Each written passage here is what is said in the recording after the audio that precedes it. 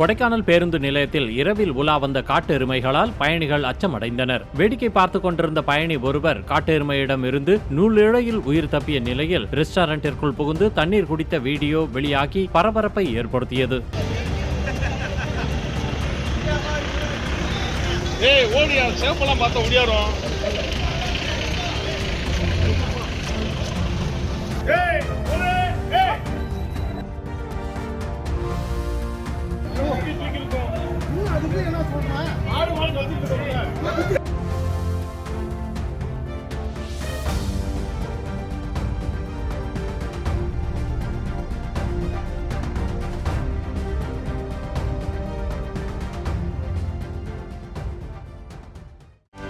செய்திகளை உடனுக்குடனும் துல்லியமாகவும் தெரிந்து கொள்ள சப்ஸ்கிரைப் பண்ணுங்க.